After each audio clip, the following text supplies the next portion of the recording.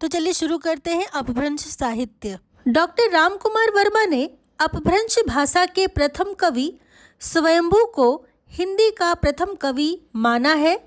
स्वयंभू को हिंदी का प्रथम कवि रामकुमार वर्मा जी ने माना है। स्वयंभू 8वीं शती 783 ईस्वी के आसपास विद्यमान थे। स्वयंभू को ही जैन परंपरा का भी प्रथम कवि माना जाता है। स्वयंभू के 3 ग्रंथ बताए जाते हैं, पौमचर्यु, ऋट्ठनेमिचर्यु और स्वयंभू छंद, जो कि बहुत महत्वपूर्ण है, इसे याद कर लीजिएगा। स्वयंभू को अपभ्रंश भाषा का वाल्मीकि तथा व्यास कहा जाता है। अपभ्रंश भाषा का वाल्मीकि तथा व्यास किसे कहा जाता है, ऐसा प्रश्न पूछते हैं तो किसे कहा जाता है? स्वयंभू को कहा जाता है। आगे देखेंगे, स्वयंभू ने अपनी भाषा को देशी भाषा कहा है। स्वयंभू के पौमचर्यु को उनके पुत्र त्रिभुवन ने पूरा किया। पौमचर्यु में राम का चरित्र विस्तार से वर्णित है, अर्थात पौमचर्यु में किसका चरित्र है? राम का चरित्र। शिवसी सेंगर ने अपने ग्रंथ शिवसी सरोज में किसी पुरानी अनुश्रुति के आधार पर 7वीं शताब्दी के पुष्य या पुंड कवि को हिंदी का प्रथम कवि माना है। आचार्य हजारी प्रसाद द्विवेदी के अनुसार यह पुष्य संभवतः अपभ्रंश का प्रसिद्ध कवि पुष्पदंत है, जिसका आविर्भाव 9वीं शती में हुआ। सर्वमान्य धारणा है कि पुष्यदंत का आविर्भाव 972 ईस्वी अर्थात 10वीं शती में हुआ है। पुष्यदंत की प्रमुख रचनाएं हैं 63 महापुरुष गुणालंकार, नयकुमारचर्यु तथा जसहरचर्यु। आगे देखेंगे, पुष्पदंत के 63 महापुरुष गुणालंकार को ही महापुराण नाम से जाना जाता है, अर्थात किसे महापुराण के नाम से जाना जाता है? तो पुष्पदंत के 63 महापुरुष गुणालंकार को। महापुराण में 63 महापुरुषों का जीवन चरित्र वर्णित है। कितना? 63। पुष्यदंत ने अपने चरित्र काव्यों में चौपाई छंद का प्रयोग किया है। पुष्यदंत ने साहित्य की रचना विशुद्ध धार्मिक भाव से किया है। अपभ्रंश और अवहट में चौपाई अर्थात चौपाई 15 मात्राओं का छंद था। पुष्यदंत को हिंदी का भवभूति कहा जाता है। बहुत बहुत महत्वपूर्ण प्रश्न है ये, परीक्षा में ये देखने को मिलता है कि हिंदी का भवभूति किसे कहा जाता है? तो पुष्यदंत को कहा जाता है। शिवसी सेंगर ने पुष्य कवि को भाखा की जड़ कहा है। किसने भाखा की जड़ कहा है? शिवसी सेंगर ने। पुष्यदंत ने स्वयं को अभिमान मेरु, काव्य रत्नाकर, कविकुल तिलक आदि उपाधियों से विभूषित किया है। हरिशेन ने अपनी धम्म परीक्षा में अपभ्रंश के 3 कवि माने हैं, चतुर्मुख, स्वयंभू और पुष्पदंत। आगे देखेंगे, स्वयंभू ने चतुर्मुख को पंधड़िया बंध का प्रवर्तक तथा सर्वश्रेष्ठ कवि कहा है। पद्धरी 16 मात्रा का मात्रिक छंद है। इस छंद के नाम पर इस पद्धति पर लिखे जाने वाले काव्यों को पद्धड़िया बंद कहा जाता है। क्यों कहा जाता है पद्धड़िया बंद? क्योंकि ये एक पद्धति है लिखने की। पद्धरी 16 मात्रा का मात्रिक छंद है। ठीक है।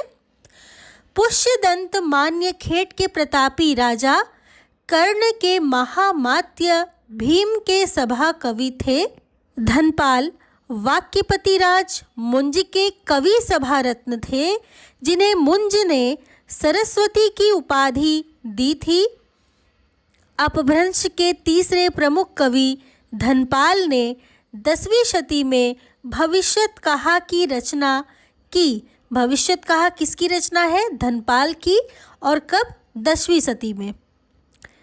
12वीं शताब्दी में जिनदत्त सूरी द्वारा लिखित ग्रंथ उपदेश रसायन रास 1114 ईस्वी को जैन रासिक काव्य परंपरा का प्रथम ग्रंथ माना जाता है। ये बहुत महत्वपूर्ण प्रश्न है। जैन रास काव्य परंपरा का प्रथम ग्रंथ कौन सा है और किसके द्वारा लिखा गया है? तो पहला है कौन सा? उपदेश रसायन रास। लिखा किसने है? जिनदत्त सूरी ने। आगे देखेंगे, उपदेश रसायन रास अपभ्रंश भाषा का प्रथम रास काव्य है। कौन सा है प्रथम रास काव्य अपभ्रंश भाषा का? तो उपदेश रसायन रास। रास काव्य परंपरा का हिंदी में प्रवर्तन करने का श्रेय भरतेश्वर बाहुबली रास 1184 ईस्वी के रचयिता श्री शालीभद्र सूरी को है। किसे है? शालीभद्र सूरी को हिंदी में रास काव्य परंपरा का प्रवर्तन करने का श्रेय मिला है और शालीभद्र सूरी ने ही भरतेश्वर बाहुबली रास की भी रचना की थी सन 1184 ईस्वी में। उपदेश रसायन रास 80 पद्यों का नृत्य गीत रास लीला काव्य है। उपदेश रसायन रास क्या है? तो नृत्य गीत रास लीला काव्य, जिसमें 80 पद्य है। अब्दुल रहमान द्वारा लिखित संदेश रासक पहला धर्मेतर रास ग्रंथ है। संदेश रासक किसकी लिखी रचना है? तो अब्दुल रहमान। देशी भाषा में किसी मुसलमान द्वारा लिखित प्रथम काव्य ग्रंथ संदेश रासक ही है। आगे देखेंगे, संदेश रासक एक खंड काव्य है। क्या है?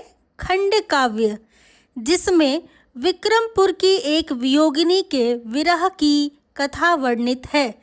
पूछा जाता है कि संदेश रासक क्या है? तो एक खंड काव्य है और इसमें किसका वर्णन है? तो विक्रमपुर की एक वियोगिनी के विरह की कथा इसमें वर्णित है।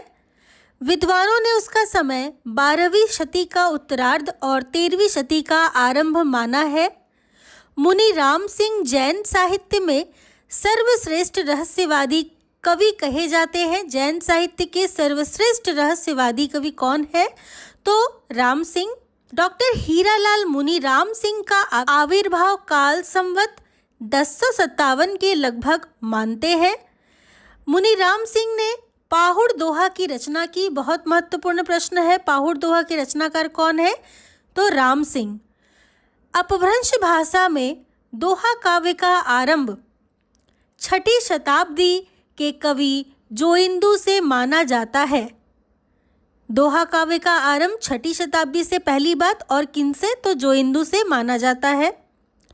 जोइंदू ने 2 पुस्तकों की रचना की है, परमात्म प्रकाश और योगसार। ये नेट के एग्जाम में बार बार पूछा जाता है, परमात्म प्रकाश के रचनाकार कौन है, तो कभी योगसार के रचनाकार कौन है।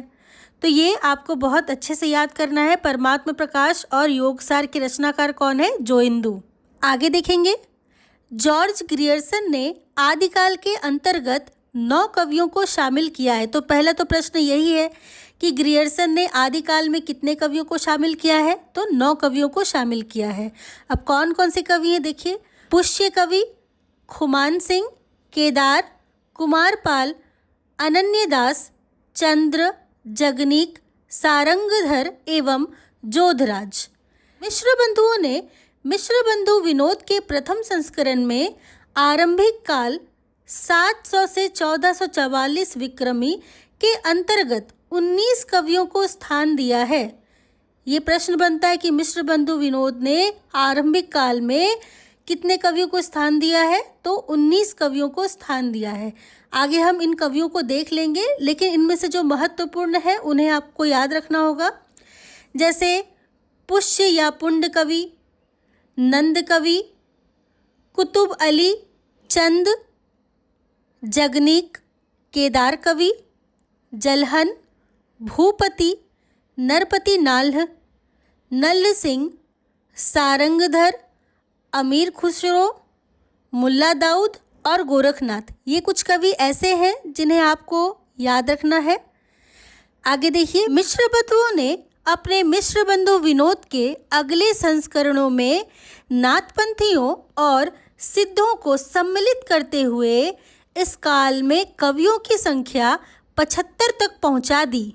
अर्थात पहले संस्करण में तो केवल 19 कवि थे और बाद के संस्करण जब आए तो इन कवियों की संख्या लगभग 75 तक पहुंच गई। आगे देख लेंगे। आचार्य रामचंद्र शुक्ल ने अपने इतिहास में आदिकालीन रचनाओं को 2 वर्गों में विभक्त किया है, अपभ्रंश और देश भाषा बोलचाल की रचनाएं। आचार्य शुक्ल ने निम्नांकित 12 रचनाओं को ही साहित्य में स्थान दिया है। पहला अपभ्रंश की रचनाएं, दूसरा देश भाषा काव्य की रचनाएं। अपभ्रंश की रचनाओं में विजयपाल रासो, हमीर रासो, कीर्तिलता और कीर्ति पताका को रखा है और देश भाषा काव्य में खुमान रासो, बिसल देव रासो, पृथ्वीराज रासो, जयचंद्र प्रकाश, जय मयंक जस चंद्रिका, परमाल रासो जिसे आला खंड के नाम से भी जानते हैं, आला इसका मूल रूप है, खुसरो की पहेलियाँ और विद्यापति पदावली, इन 8 को देश भाषा काव्य के अंतर्गत रखा है। किसने? आचार्य रामचंद्र शुक्ल ने। आचार्य हजारी प्रसाद द्विवेदी जी ने आदिकाल के अंतर्गत 9 कवियों को शामिल किया है। हेमचंद्र गुजरात के सोलंकी राजा सिद्धराज जयसिंह और उनके भतीजे कुमारपाल के राज दरबार में रहते थे। आचार्य हेमचंद्र के व्याकरण का नाम सिद्ध हेमचंद्र शब्दानुशासन था। यहाँ थोड़ा मिसप्रिंटिंग है, देख लीजिएगा, यहाँ हेमचंद्र होगा।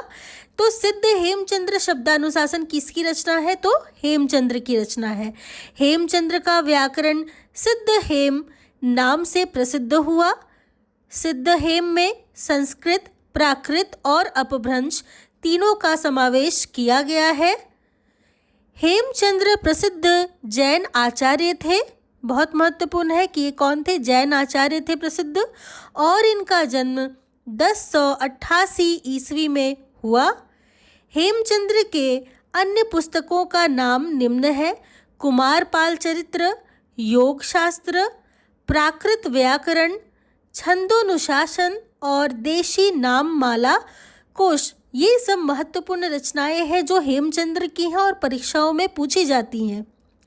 हेमचंद्र को प्राकृत का पाणिनि माना जाता है। किसे कहा जाता है प्राकृत का पाणिनि? तो हेमचंद्र को। अपने व्याकरण के उदाहरणों के लिए हेमचंद्र ने भट्टी के समान एक द्वाश्रय काव्य की भी रचना की। ये द्वाश्रय काव्य की रचना किसने की? हेमचंद्र ने।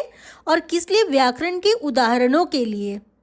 सोमप्रभ सूरी गुजरात के एक प्रसिद्ध जैन साधु थे जिनका आविर्भाव 1252 विक्रम संवत में माना जाता है। सोमप्रभ सूरी ने कुमारपाल प्रतिबोध 1241 विक्रम संवत नाम एक गद्य पद्यमय संस्कृत प्राकृत काव्य लिखा। कुमारपाल प्रतिबोध किसकी रचना है? सोमप्रभ सूरी ने, ठीक है, इसकी रचना की। जैनाचार्य मेरुतुंग ने संवत 1361 में प्रबंध चिंतामणि नामक एक ग्रंथ की रचना संस्कृत भाषा में की। प्रबंध चिंतामणि बहुत महत्वपूर्ण है। इसके रचनाकार कौन है? जैनाचार्य मेरुतुंग, संवत 1361 में और संस्कृत भाषा में। प्रबंध चिंतामणि में कुछ दोहे मालवा नरेश राजा भोज के चाचा मुंज के कहे हुए हैं। प्रबंध चिंतामणि में दूहा विद्या में विवाद करने वाले 2 चारणों की कथा आई है। बहुत महत्वपूर्ण है कि दूहा विद्या में विवाद करने वाले 2 चारणों की कथा किस में आई है? तो प्रबंध चिंतामणि में आई है। इसलिए अपभ्रंश काव्य को दूहा विद्या भी कहा जाता है। किसे कहा जाता है दूहा विद्या? अपभ्रंश काव्य को। अपभ्रंश में पूर्व दोहा का प्रयोग नहीं होता है। लक्ष्मीधर ने 14वीं शताब्दी के अंत में प्राकृत पैंगलम के रचनाकार लक्ष्मीधर हैं। तो प्राकृत पैंगलम नामक एक ग्रंथ का संग्रह किया। प्राकृत पैंगलम में विद्याधर, सारंगधर, जज्जल, बब्बर आदि कवियों की रचनाओं को संकलित किया गया है। प्राकृत पैंगलम में प्राकृत और अपभ्रंश छंदों की विवेचना की गई है। आगे देखेंगे।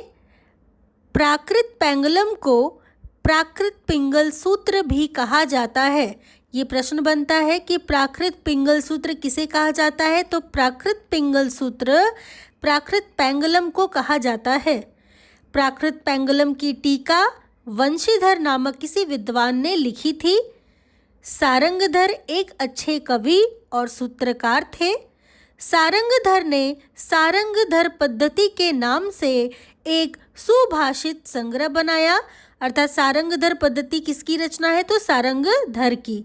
सारंगधर पद्धति में बहुत से शाबर मंत्र और भाषा चित्र काव्य भी दिए गए हैं। ये पूछा जाता है कि सारंगधर पद्धति का वर्ण विषय क्या है? तो इसमें शाबर मंत्र है और भाषा चित्र काव्य दिया गया है। आचार्य शुक्ल ने प्राकृत पैंगलम के कुछ छंद के आधार पर हम्मीर रासो ग्रंथ के अस्तित्व की कल्पना की, जिसका रचनाकार सारंगधर को बताया। राहुल सांकृत्यायन ने जज्जल नामक किसी कवि को इसका रचयिता घोषित किया है। जज्जल को मानते राहुल सांकृत्यायन, ठीक है। आचार्य हजारी प्रसाद द्विवेदी का कथन है कि हम्मीर शब्द अमीर का विकृत रूप है, जो किसी पात्र का ना होकर एक विशेषण के रूप में प्रयुक्त हुआ है। शिव से सेंगर के अनुसार चंद की औलाद में सारंगधर कवि हुए थे, जिन्होंने हम्मीर गैरा और हम्मीर काव्य भाषा में बनाया था। आगे देखेंगे, सारंगधर कृत सारंगधर पद्धति संस्कृत भाषा में, किस भाषा में? संस्कृत भाषा में लिखा एक पद्य कोश है, किंतु बीच बीच में देश भाषा के काव्य भी आते हैं। अर्थात ये संस्कृत का क्या है? पद्य कोश है सारंगधर पद्धति। श्री मल्लदेव राजा की प्रशंसा में सारंगधर पद्धति में श्रीकंठ पंडित का संग्रहित यह श्लोक उल्लेख योग्य है। श्री मल्लदेव राजा की प्रशंसा है सारंगधर पद्धति में, ठीक है। नूनम बादलम छाई खेह पसरी निःसृण शब्दः खरः शत्रुम पाड़ी लू टाली तोड़ हसीनो एवं भड़न्त्युद्भट्टः झूठे गर्व भरा मघाली सहसो रे कंत मेरे कहे कंठे पाग निवेश जाह शरणम श्री मल्लदेवम विभुम। यहाँ श्री मल्लदेवम से आप समझ सकते हैं कि ये सारंगधर पद्धति में उद्धृत है। तो इस प्रकार श्री मल्लदेव राजा की प्रशंसा में सारंगधर पद्धति में ये उक्ति वर्णित है, श्लोक है। डॉक्टर बच्चन सिंह ने अनुमान व्यक्त किया है कि सारंगधर कुंडलियाँ छंद के प्रथम प्रयोक्ता है। बच्चन सिंह ने ये बात रखी है कि सारंगधर कुंडलियाँ छंद के क्या है? प्रथम प्रयोक्ता है। हमने हिंदी साहित्य के आदिकाल में अपभ्रंश साहित्य के बारे में विस्तार से पढ़ा है। आशा करती हूँ कि वीडियो आपको अच्छी लगी होगी। इसे लाइक शेयर सब्सक्राइब जरूर कर ले।